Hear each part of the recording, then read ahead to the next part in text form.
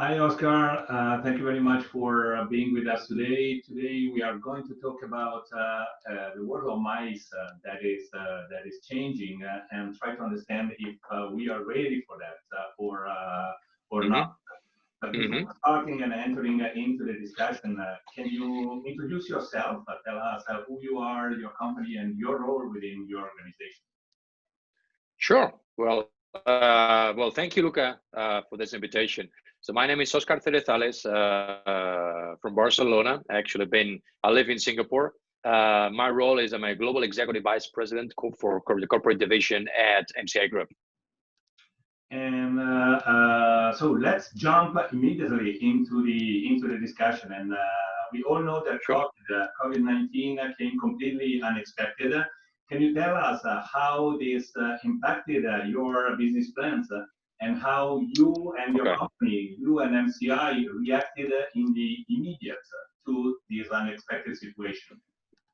Okay, so a couple of things. First, we were lucky, bracket, right? Because we have offices in Asia, where we are right now. And of course, we got hit in China, where we have a big office. So early January this year, we really were, we got the react, the very beginning, super fast, right? So, so number one, our MCA in general is divided into three big pillars. So number one is events, whether they are digital or hybrid or face to face. Then is strategic communications and digital, and third, association and community solutions. So what, of course, obviously we got hit in the event on the face to face side, but we are not hit on the digital, on the virtual side, on digital strategic communications, community solutions. So I would say that of course, we're hit, but we're lucky because of the diversification, whether it's geographically or by product, service, and client.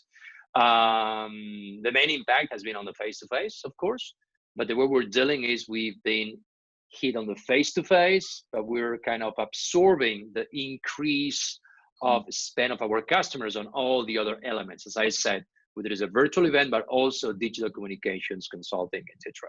So the measures that we took, it was basically financial ones. So think about liquidity, paying a lot of attention to working capital. So that means that have a strong liquidity, strong cash positions. Obviously, just pay a lot of attention to ratios like productivity. Also focus on feasible results, working with governments, because some governments are offering some grants, etc. On a personal level, of course, supporting our teams, but I would say strategically, investing a lot in communications and digital production, a lot. And of course, the investing where we have more risk.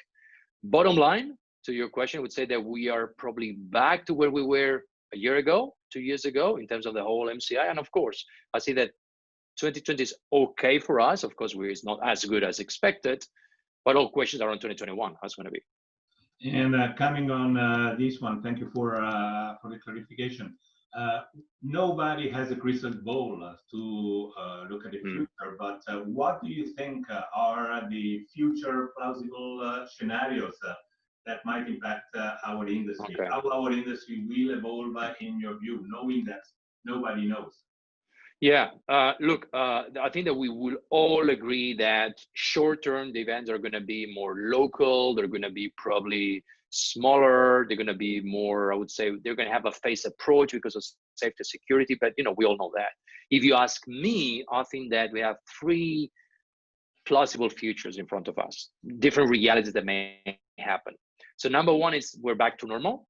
Back to normal, that means that we're back to where the spend of corporations, associations, and government were in 2019.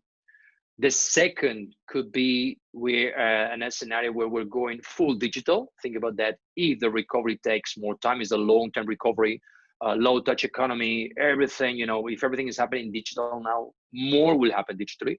So we are going in a e-world, low touch world.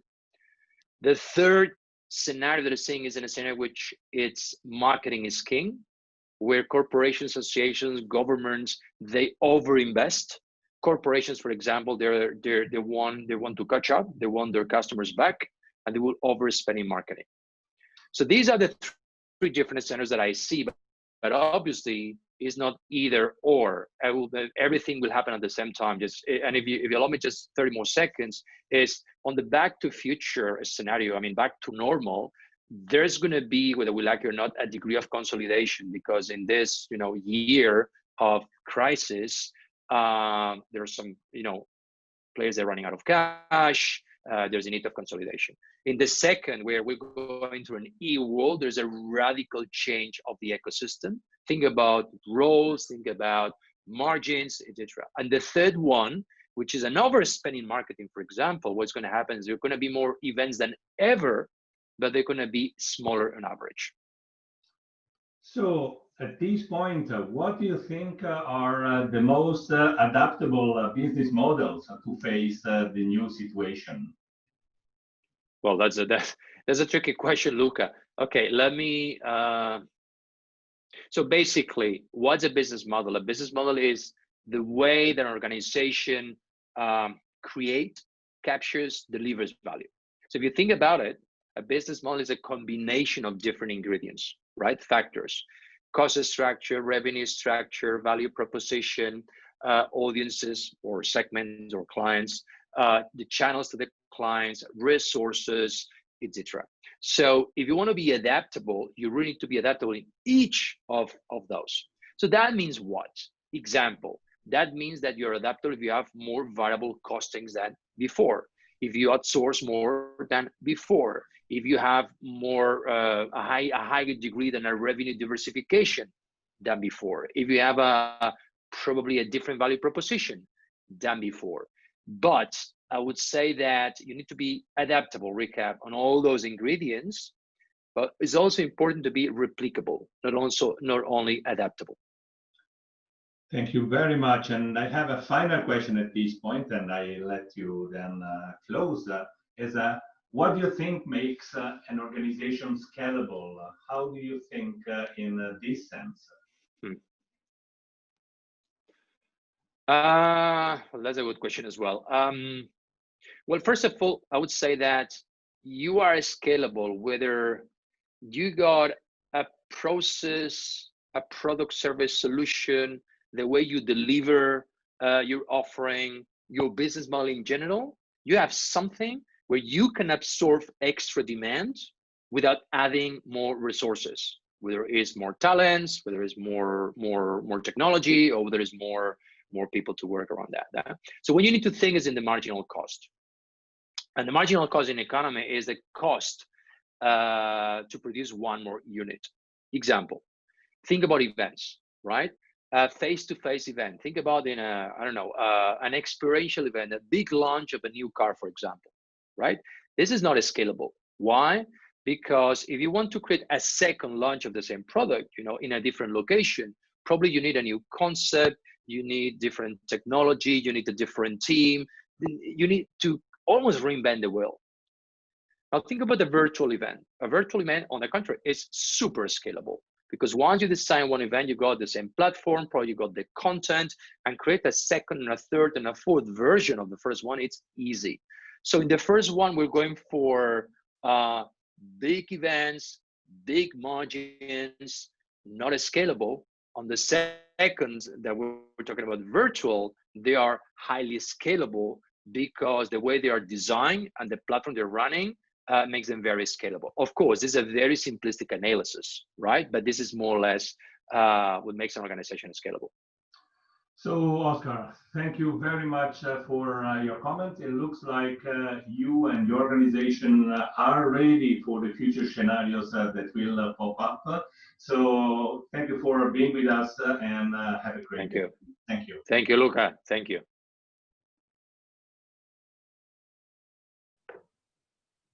Good morning, Heike, and thank you for joining.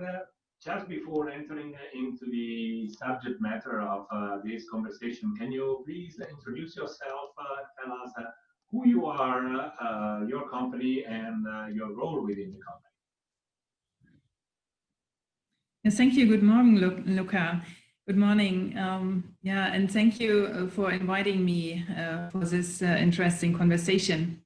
Yeah, my name is Heike Mahmoud. I'm the Chief Operating Officer of the CCH, the Congress Center Hamburg, what is a department of Hamburg Messe and Congress. The new center is still under construction at the moment, so we will be open in 2021, next year. And the venue can host 12,000 participants and will be one of the largest Congress or purpose-built Congress center in Europe.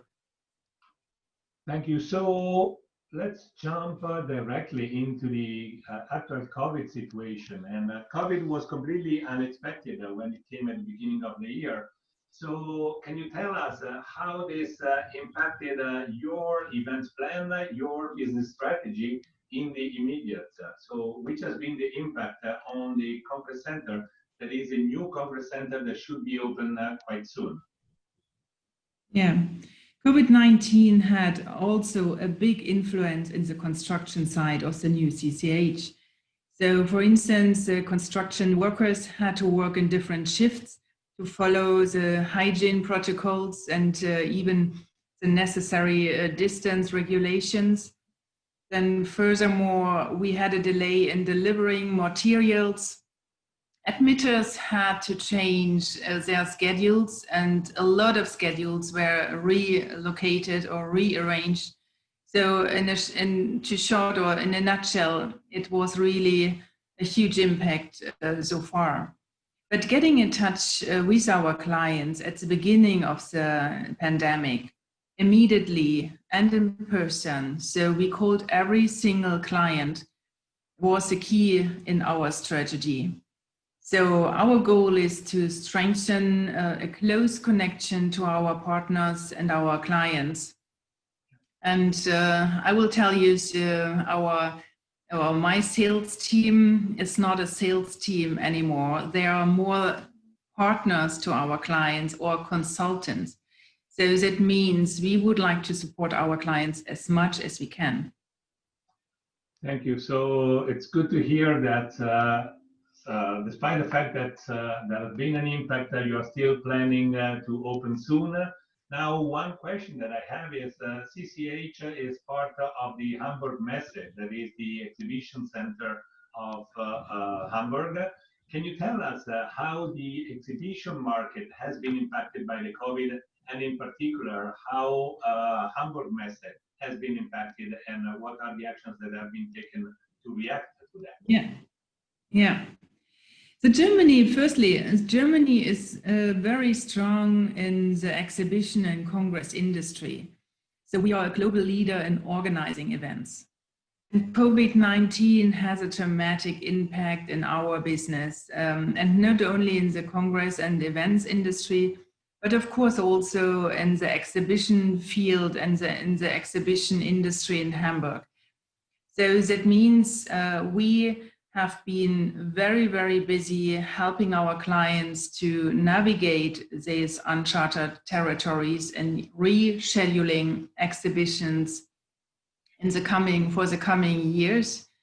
Right at the beginning of the pandemic, we created a COVID-19 catalog of measurements. So this was also based on the guidelines, international guidelines from IFI, ICA, and AIPC, to make sure that people meet in the safest environment possible. And of course, we developed also different new platforms for hybrid events and meetings. So hybrid and digital, events are growing, so we can see it around the world. And this is what we did also with our 3 own and international flagship events. So that means the wind energy in 2020, the SMM in 2021, the maritime business hub who connects the global players in the maritime industry, and also the Internorga. This is one of the leading food exhibitions in Europe, will go digital. And digital means for us also to support the connection to our clients, to our stakeholders and also to the exhibitors and industry leaders. So that means for us to be more connected, and we would like to grow our network. And this means also, and our goal is to be connected now and also to be connected in the future. Okay. So if we can go face to face, if we can come back face to face, then we will be ready and have the connection to our clients very deep. Talking about being ready, and since CCH will be a brand new Congress Center, what the clients can expect from a brand new Congress Center in 2020-2021, and how is important to offer your customers a state-of-the-art technology? In the last decade, Hamburg is systematically building on its cluster industries. So that means there are some amazing infrastructural features were developed. As a result, the destination has emerged as a top location for medical conventions. So for us as a CCH, we are working hard, very hard, to profiling the city and also the CCH for a medical hub. So that means that we integrate the Center of Medical Sciences to underscore the outstanding collaboration with our key players in the city. So working together with the associations and also the corporates will be much more and much deeper as we did it in the past. And flexibility and service plays a huge role in the new CCH. So our well-trained technical team and also the experienced project managers will show new possibilities in the venue. And having a new venue, the expectation is, of course, that we have also state-of-the-art technical equipment. Designed by leading tech companies, we involved also one of the leader in the Wi-Fi or WLAN connections, so it will be supported by the Deutsche Telekom, for instance, to have an excellent Wi-Fi connection to every client who like to visit us. And a last point I would like to mention, that we will work also with a new catering company, with a new partner who offers new trends with regional ingredients, with always fresh created food. So we don't like to serve convenient food in our center in the future. That's great. I think this is very important to mention. So it's the service and the flexibility will be the key in our venue. So last question that I have for you today is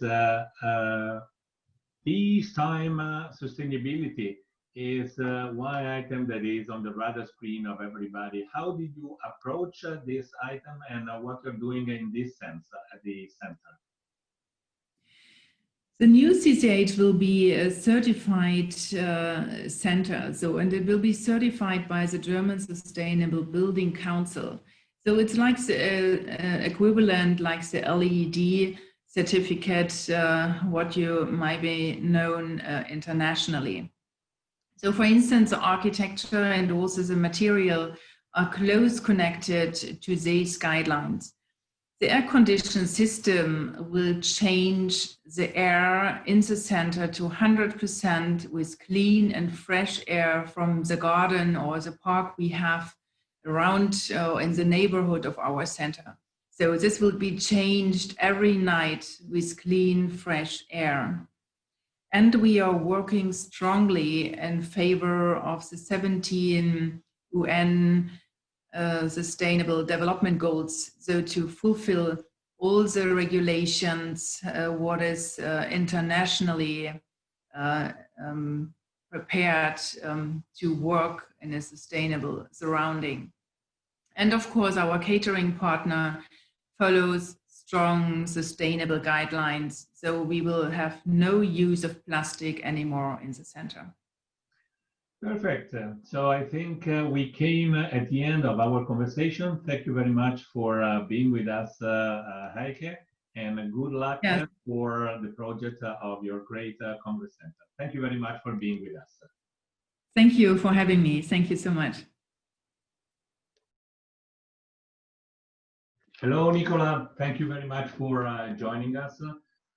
Today we are talking about the new mice market and how it will look like in the future, and we try to understand if we are ready for that. We already heard the agency point of view and the Congress Center point of view, and today we are here to hear and to listen from your side the corporation, how the corporation are facing on the event side this unexpected situation. But before starting to enter into the discussion, can you introduce yourself, your role, and the company you're working for? Sure, and thanks for the opportunity. I'm Nicola Kastner, and I'm the Vice President of Global Event Strategy at SAP. So my role is to look at our portfolio of events holistically to make sure that we're driving maximum value for both the attendees that would come to our events as well as for our company. Perfect. And for anybody that doesn't know SAP, we're one of the world's largest software companies. Perfect. Straight to the point. Thank you. So let's start. I know that COVID has a really heavy impact on the planning of your flagship event, Sapphire Now. Can you tell us a little bit about this experience that I think it has been an exciting and scaling experience? Sure. Interesting story. It was one of our early pivots, wasn't our first within our tier 1 portfolio of events. We actually had teams on site for 2 events, actually Ariba Live, which is our procurement solution, and the Concur Fusion, which is our travel management solution. And they were actually setting up when the decision was made by our board to stop events through the month of March and into April. Sapphire Now was scheduled for May, and I think we had about 10 weeks from when the decision was made to reinvent an event that was 30 years old. And really was a flagship moment for our company. When it was in person in 2019, we had 26,000 people approximately that were there from all over the world. And it really is this momentum moment for both company announcements, alignment of messaging and so forth, as well as for sales motions. And our sales teams depend a great deal on that event. So when we knew that we couldn't try to replicate what we did in person. It just wasn't possible. We, in person, we would have 1 million square feet of continuous space. Everything was delivered in one show floor area, from keynotes to expo to sessions and demo. And to try and think about how do you replicate that digitally just didn't make sense to try and do the same thing. We also know we had a huge opportunity because we have 440,000 customers from all over the world. And so we thought, well, this is an opportunity that we can reach them in a way that makes sense. So what we designed was very much a broadcast type of approach, which I think sort of there's been a general progression in virtual events. We've gone from sort of lift and shift and replicate what you would have done on site to a heavy broadcast approach, and I think there's a next iteration coming, and I'm sure we'll talk about that in a minute. But we produced content channels that ran over a week's time frame, different content channels per day, focused 90 minutes to an hour of content within each of the channels, starting with a keynote on Monday morning from our new CEO, and then ending the week with a live Q&A. So that was the intent. And what we wanted to do was, because we knew our customer base was so diverse and English is our business language, English was the language of the physical event, it didn't necessarily make sense for English to be the only language of our digital event. So we actually created, on top of the I think it was 15 channels of content that were in the core English broadcast. We created 15 localized channels of sites of content that was all translated, supplemented with local content, local relevant customers and speakers based on the dynamics within the market. So it was a really, really complex undertaking, and resonated. It really was quite amazing, the reach that we were able to have. We had more than 129,000 registrations when we went live, and many of those were from regions that we would not have necessarily had come to us in Orlando. For example, China had more than a 12,000% increase in registrations. It was really fascinating, and so really exciting for us. So the day of the event, there was a challenge with our technology, and as a technology company, that's not something that you ever want to happen. And essentially, all 127,000 people, assuming all of them were going to show up, were not able to access our new CEO's keynote. So after a few minutes of testing, of trying to figure out what was going on, and of course, I'm sure everyone's thinking, didn't you test? Of course we tested and triple tested, and we had 3 backups, but when your 3 backups fail, then you've got a bit of you've got a real situation on your hands. So we were always planning on streaming on social media, the content, certainly the keynotes. And so for at least the first day, that became our primary distribution channel until we were actually able to rebuild the entire platform on our website overnight. So definitely an interesting experience. Thank you for sharing, and thank you for being open and transparent. Now, that was the impact on the short term and on one event itself. How does now the new SAP short-term event strategy look like, and how do you see it evolving in the medium and the long term? Understanding that we don't have the crystal ball, but I assume that you have a plan on the short, medium, and long term. We do. So, I mean, we learned an awful lot from Sapphire, and as well as every other event that we've done. We had more than 1,000 of our own hosted events canceled due to COVID that were already scheduled on the calendar. And so we took the opportunity of blank slate, so to speak, of what I call the event madness in our company sometimes, to really think about our longer term portfolio. And I'll come back to that in a minute. But what we have seen is a tendency to, because physical events have constraints, like there's time, space, boundaries of a venue, right? And you have to book the venue, and you have to get people to the venue, you have to build the venue with content and so forth. That's a longer term and more complicated endeavor than actually putting together a virtual event, although please don't, it is not easy to put together a virtual event, but you just don't have those same constraints. So what I think we're finding now is anybody and everybody can be an event producer, and they are. And so we've now got more than, I can't even tell you the number, but more than we would have had in person. And I said we were going to have 1,000 in person for the rest of the year that are happening digitally. So I think that's a problem, because there's only a certain number of customers and prospects out there, and we certainly don't want to over bombard them.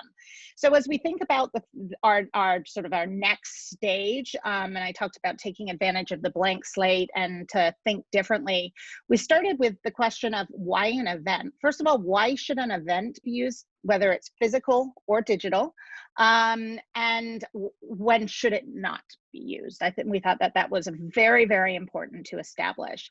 And then we looked at what are we trying to achieve with the event? What are the objectives? Who are the audiences? And those types of things that really need to be looked at before you actually decide to run an event. Why are we doing this? What are we hoping to achieve? Who are we trying to attract? And have come up with a recommendation for longer term that's going to, when we are able to do physical we will go back to physical. Of course, nothing can replicate the power of face-to-face. And I wish I was speaking to you here in person myself.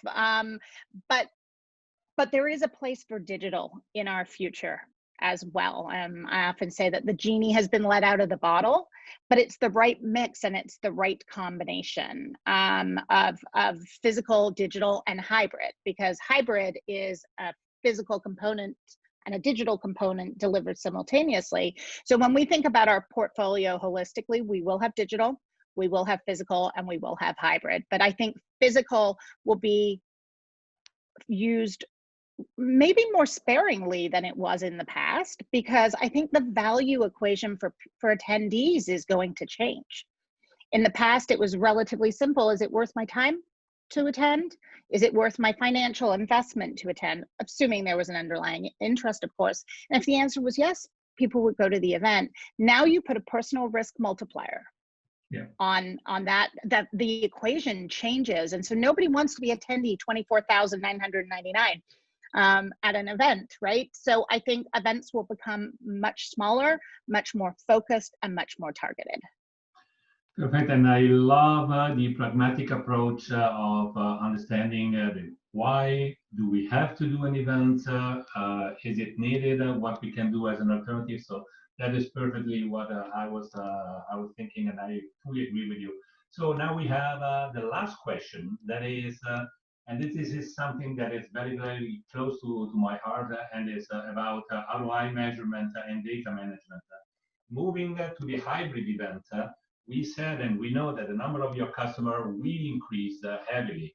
So are you planning to change your way of measuring the event, or will that have an impact on your data management strategy?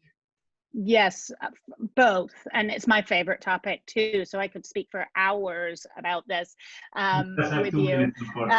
Yeah. But yes. So in terms of what let's actually talk about the data management strategy versus the what we measure. So from a data management perspective, what we're looking at doing is standardizing the platforms that we use to deliver our digital events as well as our physical event infrastructure, so that those integrations with Marketing Cloud and so forth are already established and standardized, so that we have a consistent way of collecting our data and moving that data into data lake and all of the things that give us the analytics that we need in order to make the right decisions, and also to add value to the customer as well. Because when I touched on this a little bit before, I believe the next iteration of digital events is not going to look anything like what we have today.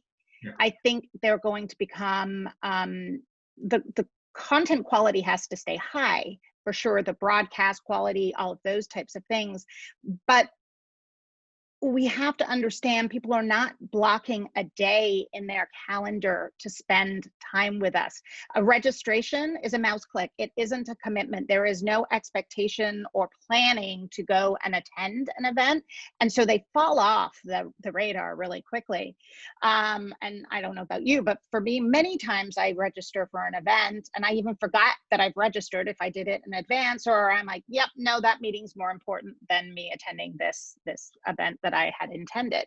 So I think personalization, content recommendation, really understanding a customer in terms of what content they've engaged with us, not only within our event platforms, but also within all of our other marketing tactics, as well as what solutions do they own, so that we can sort of take that Netflix-like approach of a recommendation engine. And that's the power of digital. And especially if we can bring physical and have those same insights and use them the same way, we can get that 360 view of our customer and continue to add and drive value to them. Sorry, go ahead. No. Yeah. If you still have a closing, I think that it was a really, really interesting. And if I can say, the initial question was, are we ready for the future of the new mice market? And I have to say that definitely, from what you said, SAP is ready for the future. So with that, Nicola, I thank you very, very much for sharing your experience, for providing your input, for sharing your strategy. And I look forward to other opportunities for being in touch. Thank you very much. Thank you for having me.